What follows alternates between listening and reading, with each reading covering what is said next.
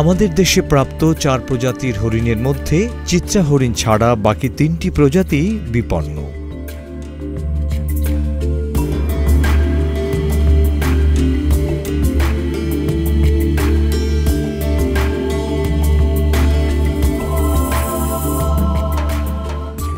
বিপন্ন হরিণের মধ্যে রয়েছে সাম্বার হরিণ, মায়া হরিণ ও প্যারা হরিণ। মায়া হরিণ আমাদের দেশের সবচেয়ে ছোট আকারের হরিণ। এই হরিণের চোখে রয়েছে মন ভোলানো মায়াবী চাহনি। প্রধানত বাংলাদেশের উত্তর পূর্বাঞ্চল ও দক্ষিণ পূর্বাঞ্চলের চিরসবুজ বনে মায়া হরিণের দেখা মেলে।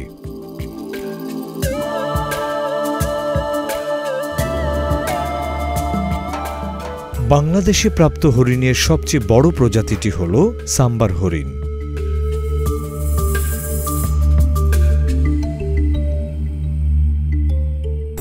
একসময় এদেশের প্রায় সকল বনে এদের বিচরণ থাকলেও এখন শুধুমাত্র পার্বত্য চট্টগ্রামের চিরসবুজ বনে অল্প বিস্তর দেখা যায়।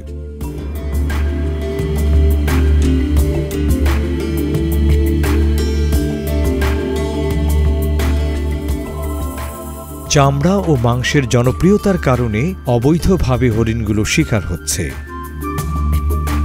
শৌখিন দ্রব্য হিসেবে ঘর সাজানোর জন্য অনেকেই শিংযুক্ত হরিণের মাথা ও চামড়া ঝুলিয়ে রাখেন।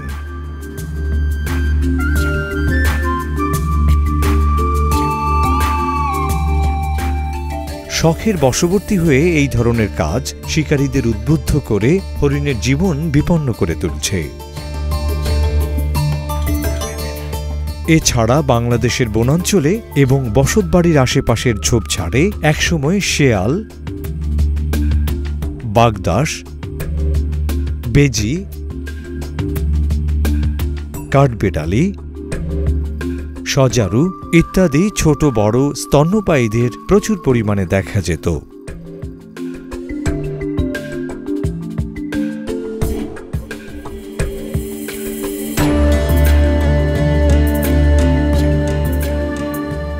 বর্তমানে এদের সংখ্যাও ক্রমাগতভাবে কমে আসছে।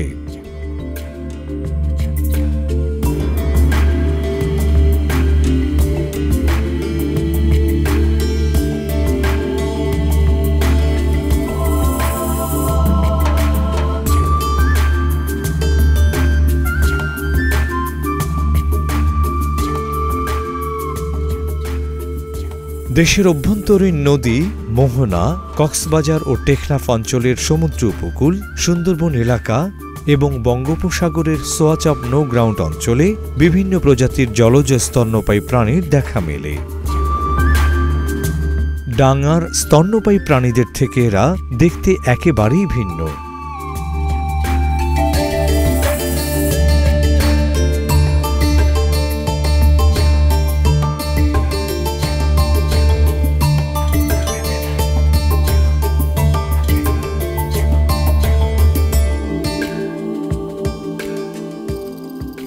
অন্যান্য স্তন্যপায়ী প্রাণীর মতো এরা বাচ্চা প্রসব করে এবং বাচ্চা মায়ের দুধ পান করেই বড় হয়।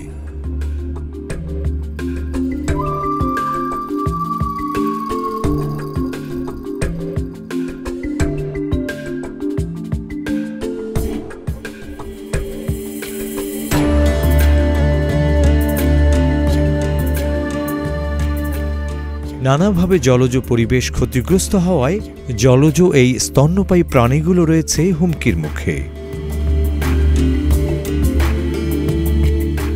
বাংলাদেশের সবচেয়ে বেশি পরিচিত এবং একমাত্র মিঠা পানির গাঙ্গেয় ডলফিন বা গঙ্গা শুশুকও ভালো অবস্থায় নেই। এরা অল্প লোনা পানিতেও বাস করতে পারে। নদী দূষণ ও নাব্যতা কমে যাওয়ায় নদীগুলোতে আগের মতো এদেরকে খুব একটা দেখা যায় না। বাংলাদেশে এরা বিপন্ন প্রাণী হিসেবে চিহ্নিত।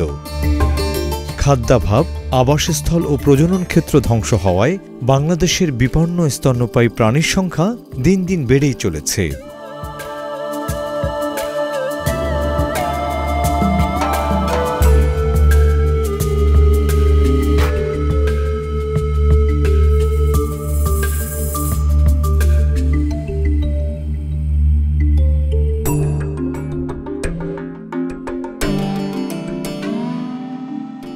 জলবায়ুর পরিবর্তন ও ক্রমবর্ধমান জনসংখ্যার চাপে পিষ্ট হয়ে বিপন্ন এই স্তন্যপায়ী প্রাণীরা দিশেহারা হয়ে পড়ছে, পৃথিবী থেকে বিলুপ্তির প্রহর গুনছে।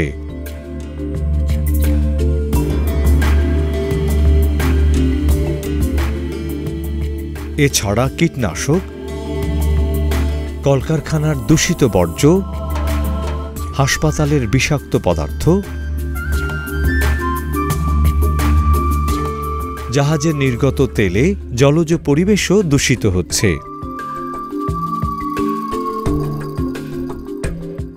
ফলে জলজ স্তন্যপায়ী প্রাণীদেরও একই অবস্থা।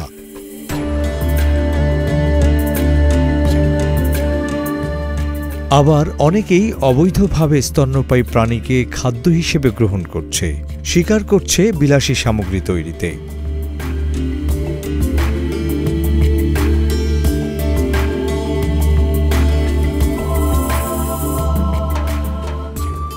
সাধারণ জনগণের মাঝেও বন্যপ্রাণী সম্পর্কে সঠিক জ্ঞান ও সচেতনতার অভাব রয়েছে।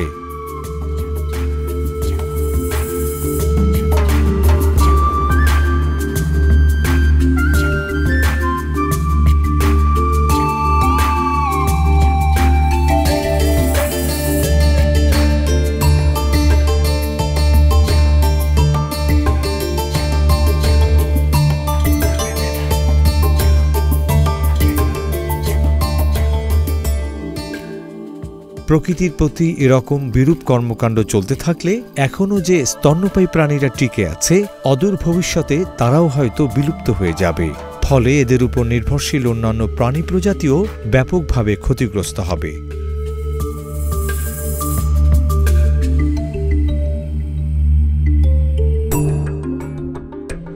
দেশের সামগ্রিক প্রতিবেশ ব্যবস্থা বিনষ্ট হলে জনগোষ্ঠীর বড় অংশ ক্ষতিগ্রস্ত হবে।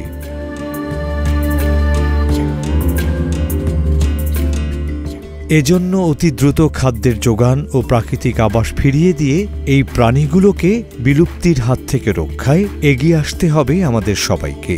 তবেই আমরা ফিরে পাব সকলের জন্য বাসযোগ্য একটি সুন্দর পৃথিবী।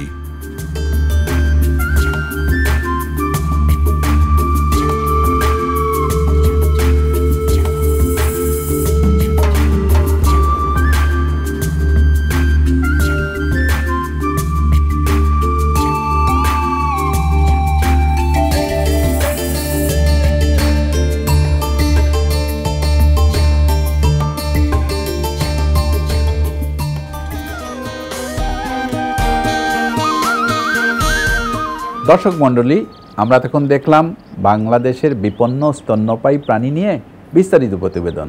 এবার কথা বলবো আমাদের আজকের অতিথি ডক্টর মুস্তাফা ফিরোজের সাথে। কেমন আছেন আপনি? জি, ভালো। আচ্ছা, আপনি তো বন্যপ্রাণী নিয়ে কাজ করছেন অনেক বছর ধরে। আমাদের দেশে যে বিপন্ন বন্যপ্রাণী যেগুলো নানা কারণে হয়েছে, এই সম্বন্ধে আমাদের একটু বলবেন? দেখুন, আমাদের দেশে অ্যাকচুয়ালি আমরা স্তন্যপায়ী যেগুলিকে বলি 125 প্রজাতির স্তন্যপায়ী আমাদের দেশে পাওয়া যায়। তো এই 125 প্রজাতির মধ্যে প্রায় 30%, মানে 40টা প্রজাতি কোনো না কোনোভাবে বিপন্নপ্রায়।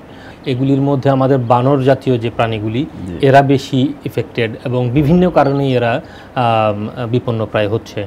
তো আপনি জানেন যে সারা পৃথিবীতে স্তন্যপায়ী প্রাণীদের বিলুপ্ত হওয়ার যে সম্ভাবনা, এটি যাচাই করার জন্য বেসিক্যালি একটি পদ্ধতি আছে, সেটাকে IUCN থ্রেটেন্ড ক্যাটাগরিজ বলে, এবং সেই অনুযায়ী অ্যাকচুয়ালি 3 ভাগে ভাগ করা হয়: মহাবিপন্নপ্রায়, বিপন্নপ্রায় এবং আপনার সংকটাপন্ন।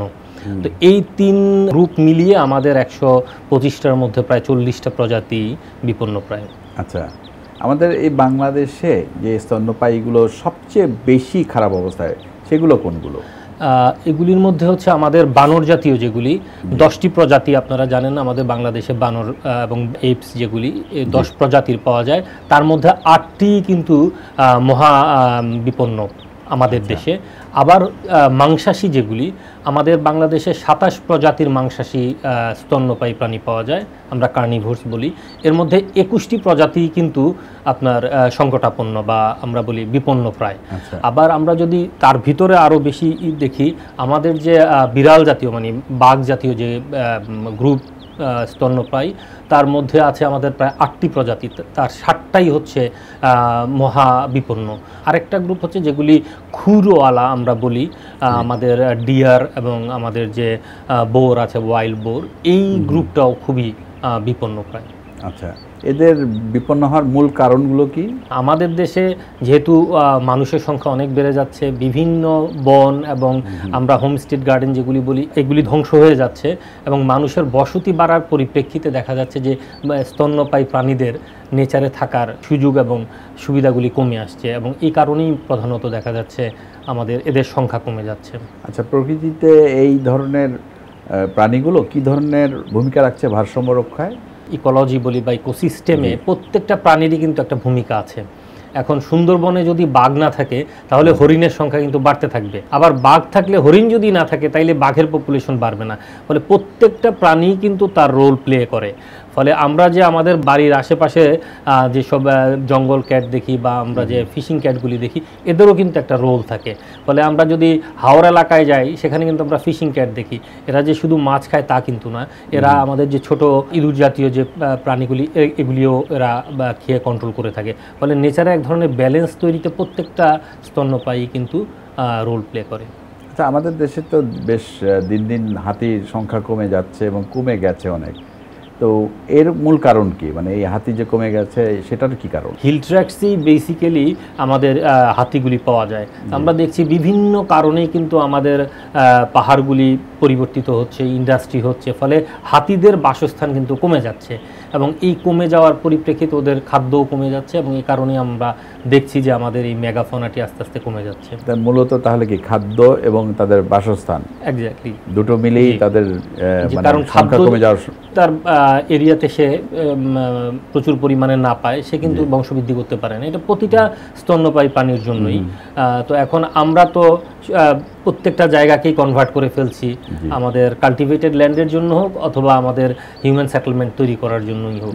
তো এই দুই কারণেই কিন্তু বন্য প্রাণীদের এই বাসস্থান কমে যাচ্ছে, এবং তাদের যে খাদ্য এবং প্রজননের সুযোগ সুবিধা কমে যাচ্ছে। ফলে এটা প্রতিটা স্তন্যপায়ী প্রাণীকেই কিন্তু ইফেক্ট করে। আচ্ছা, বনের বাইরেও তো আপনার আমাদের জলে এবং আকাশে যারা উড়ে বেড়ায়, এই ধরনের স্তন্যপায়ী যে প্রাণীগুলো আছে তা নিয়ে একটু বলবেন আমাদের।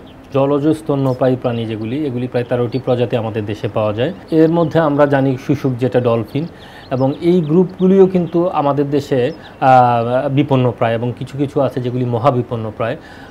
তো এর প্রধান কারণটা হচ্ছে যে যেসব নদীগুলিতে আমাদের এই শুশুকগুলি থাকে, আমাদের ডলফিনগুলি থাকে, সেগুলি কিন্তু নদীতে পানি যদি পলিউটেড হয় তখন কিন্তু এদের বসবাসের যোগ্যতা হারায়।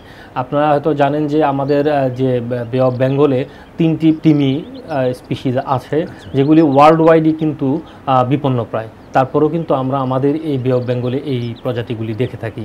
আর আমাদের আরেকটা গ্রুপ আছে যারা স্তন্যপায়ী হলেও উঠতে পারে, আপনারা জানেন বাদুড় গোত্রের, এবং আমাদের প্রায় 31 প্রজাতির বাদুড় এখন পর্যন্ত আমরা জানি যে আমাদের বাংলাদেশে পাওয়া যায়। আমাদের বিশেষ করে বাদুড়দের নিয়ে গবেষণা তেমনটি নেই বলে আমরা সবগুলির অবস্থা সম্পর্কে জানতে পারি না, কিন্তু তারপরেও যেগুলি আমরা জানি ফ্রুজিভোরাস, যা ফ্রুটসের উপর ডিপেন্ড করে, ফলের উপর ডিপেন্ড করে, এদের সংখ্যাও কিন্তু খুব বেশি না। যদিও আমরা ফ্রুটস বেজ বা বাদুড় বলতে একটি প্রজাতিকেই দেখি, কিন্তু অন্য অনেকগুলি প্রজাতি আমাদের বিভিন্নভাবে আমরা আমাদের বাড়িঘরের আশেপাশেও দেখে থাকি। আমাদের দেশে কি এই নিয়ে কোনো গবেষণা হচ্ছে যে আমাদের কোন স্তন্যপায়ী প্রাণী কিংবা অন্যান্য প্রাণী কিভাবে কমে যাচ্ছে কিংবা ঠিক আছে কিনা, এ নিয়ে কি কোনো গবেষণা হচ্ছে? আমাদের দেশে এই ধরনের গবেষণা হচ্ছে। 90-এর দশকের আগে, যদি আমরা 80-র দশকের দিকে বন্যপ্রাণী নিয়ে গবেষণা অ্যাকচুয়ালি খুবই কম ছিল এবং অল্প কয়েকজন এই বন্যপ্রাণী গবেষণায় সম্পৃক্ত ছিল, কিন্তু 2000-এর পর থেকে আমাদের নতুন জেনারেশন কিন্তু বন্যপ্রাণী গবেষণায় আসছে, কিন্তু তার চাইতেও যেই জায়গাটা তৈরি হয়েছে আমাদের অ্যাওয়ারনেস বিল্ড আপের জায়গাটায় আমাদের নতুন জেনারেশন কিন্তু সম্পৃক্ত হচ্ছে। আপনি লক্ষ্য করবেন যে বিভিন্ন পর্যায়ে আমরা দেখি যে একটা প্রজাপতি থেকে শুরু করে হাতি, যেখানেই যখন দেখা যাচ্ছে সবাই কিন্তু এটার ব্যাপারে সম্পৃক্ততা প্রকাশ করছে। এটা কিন্তু আমাদের এই সার্বিক বন্যপ্রাণী গবেষণা একটা মেজর রোল প্লে করছে। আচ্ছা, আমরা এদের সংরক্ষণ করতে হলে কি করা উচিত বলে আপনি মনে করেন? আমাদের মতো একটা ঘন বসতিপূর্ণ দেশে সংরক্ষণটা খুব সহজ না, কিন্তু আমরা হয়তো আইন করে এটাকে খুব কঠিনভাবে সংরক্ষণ করতে পারবো না, কিন্তু যেটা পারবো সেটা হচ্ছে সাধারণ মানুষকে যদি আমরা সচেতন করতে পারি। আমাদের যে হিউম্যান সেটেলমেন্টগুলি বাড়ছে, এটাকে যদি এটার হ্রাস যদি টানা যায়, যেখানে সেখানে ব্রিক ফিল করতে যদি আমরা না দেই, ইন্ডাস্ট্রিয়াল জোন করে আমরা আমাদের যে ন্যাচারাল যে ফরেস্টগুলি, আমাদের যে ন্যাচারাল হিলি এরিয়াগুলি, এই জায়গাগুলিকে যদি আমরা আনডিস্টার্ব রাখি আর সার্বিকভাবে অ্যাকচুয়ালি মানুষকে সচেতন করতে পারলেই কিন্তু আমরা দেখব যে সাধারণভাবে আমাদের যে বন্যপ্রাণী, এদেরকে আমরা সংরক্ষণ করতে পারব। যেটুকু আছে সেটুকু ধরে রাখার জন্য আমাদের সচেতনতাটা বৃদ্ধি করতে হবে এবং তার মাধ্যমেই অ্যাকচুয়ালি সম্ভব। কারণ আমরা মনে করি শুধুমাত্র বনেই আমাদের বন্যপ্রাণী থাকে, আমাদের ঘরের আশেপাশের গাছেও কিন্তু অনেক ধরনের বন্যপ্রাণী থাকে, তো সেটাও কিন্তু সংরক্ষণ করা যায় শুধুমাত্র সাধারণ মানুষের সম্পৃক্ততায়। ফলে আমরা মনে করি যে আমাদের যে বাচ্চারা স্কুল পর্যায়ে যদি তাদের কারিকুলামে এই বিষয়টিকে নিয়ে আসা যায়, তাহলে এরা ছোট থেকেই বড় হবে এই সংরক্ষণের বিষয়টাকে ধারণ করে। আপনাকে অনেক ধন্যবাদ, অনেক কিছু জানা গেল আপনার কাছ থেকে। দর্শক মণ্ডলী, প্রকৃতি ও জীবন অনুষ্ঠানের এবারে সেগমেন্টটি হচ্ছে আপনি জানেন কি। চলুন জানা যাক বাংলাদেশের বিপন্ন স্তন্যপায়ী প্রাণী নিয়ে কিছু তথ্য। আপনি জানেন কি, বাংলাদেশের প্রকৃতি থেকে ইতিমধ্যেই 12টি প্রজাতির বন্যপ্রাণী বিলুপ্ত হয়েছে, যার মধ্যে 9টি প্রজাতি ছিল স্তন্যপায়ী প্রাণী। বর্তমানে বাংলাদেশের স্তন্যপায়ী প্রাণীর মধ্যে 21টি প্রজাতি মহাবিপন্ন এবং 15টি প্রজাতি বিপন্ন অবস্থায় আছে। পৃথিবীর মোট স্তন্যপায়ী প্রাণী প্রজাতির প্রায় 1/4 বিলুপ্তির পথে রয়েছে। সারা বিশ্বের বিপন্ন বন্য প্রাণীদের প্রায় 50 বাস করে শুধুমাত্র চিরসবুজ বনগুলোতে। বিড়াল জাতীয় স্তন্যপায়ী প্রাণীর মধ্যে আমুর লিওপার্ড হল পৃথিবীর সবচেয়ে বিরল প্রজাতি। সারা বিশ্বে এদের সংখ্যা মাত্র 40টি। শুধুমাত্র রাশিয়াতেই এদের দেখা মেলে। সারা বিশ্বে বেঙ্গল টাইগারের সংখ্যা মাত্র 2500-এর কাছাকাছি এবং বাংলাদেশে এদের সংখ্যা মাত্র 300 থেকে 362টি। আমাদের এবারের সেগমেন্টটি হচ্ছে কুইজ। গত পর্বের কুইজটি ছিল সাতছড়ি জাতীয় উদ্যান বাংলাদেশের কোন জেলায় অবস্থিত? সঠিক উত্তরটি হল বি, হবিগঞ্জ। অনেকেই সঠিক উত্তর দিতে পেরেছেন, তবে লটারির মাধ্যমে নির্বাচিত সঠিক উত্তরদাতা হচ্ছেন তামান্না ইসলাম, গৃহিণী, আজমপুর, উত্তরা, ঢাকা। অভিনন্দন আপনাকে। আই এক্সপ্রেসের মাধ্যমে আপনার ঠিকানায় পৌঁছে যাবে আকর্ষণীয় পুরস্কার। এবারে জানিয়ে দিচ্ছি আজকের কুইজ। আমাদের আজকের কুইজ হচ্ছে বাংলাদেশে কোন স্তন্যপায়ী প্রাণীটি মহাবিপন্ন অবস্থায় আছে? এ, উল্লুক, বি, চিত্রা হরিণ। সঠিক উত্তর জানিয়ে শুক্রবার বিকেল 5টার মধ্যে আমাদেরকে SMS করুন। SMS পাঠাতে আপনার মোবাইলের মেসেজ অপশনে গিয়ে টাইপ করুন POJ স্পেস A অথবা B স্পেস আপনার নাম, ঠিকানা ও পেশা এবং যে কোনো মোবাইল থেকে পাঠিয়ে দিন 6161 নম্বরে। অনুষ্ঠান সম্পর্কে আপনার মতামত জানাতে চিঠি লিখুন। প্রযোজক প্রকৃতি ও জীবন, GPO বক্স নাম্বার 964 অথবা যোগাযোগ করুন 01773 049 049 এই নম্বরে, অথবা ইমেল করুন info@pojf.org এবং প্রকৃতি ও জীবন অনুষ্ঠানের পর্ব দেখতে ও অন্যান্য তথ্য জানতে ভিজিট করুন www.pojf.org এই ঠিকানায়। শুধু দর্শক, স্তন্যপায়ী প্রাণীরা তাদের নিজেদের জায়গা থেকে পরিবেশ ব্যবস্থায় গুরুত্বপূর্ণ ভূমিকা পালন করে যাচ্ছে। আমাদের কারণে এদের স্বাভাবিক জীবনধারায় কোনো ব্যাঘাত না ঘটে সে বিষয়ে আমাদের সবাইকে আরও সচেতন হতে হবে। সুন্দর প্রকৃতিতে গড়ে সুস্থ জীবন, এই আশা নিয়ে শেষ করছি আজকের অনুষ্ঠান। আপনারা সবাই ভালো থাকুন, সুস্থ থাকুন।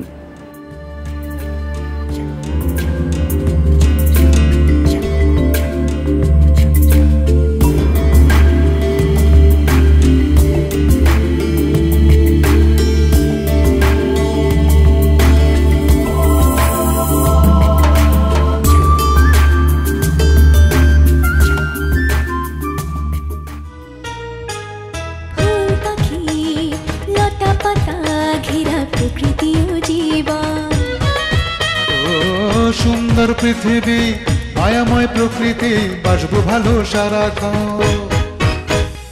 চাই চাই চাই সুন্দর পৃথিবী, চাই চাই চাই চাই সুস্থ পরিবেশ, চাই ফুল পাখি লতা পাতা ঘেরা প্রকৃতি ও জীবন। ও সুন্দর পৃথিবী, মায়াময় প্রকৃতি, বাসবো ভালো সারাক্ষণ। এসো হাতে হাত ধরে শপথ করে সুন্দর সুস্থ পরিবেশ গড়ি, সুন্দর সুস্থ পরিবেশ গড়ি, সুন্দর সুস্থ পরিবেশ গড়ি।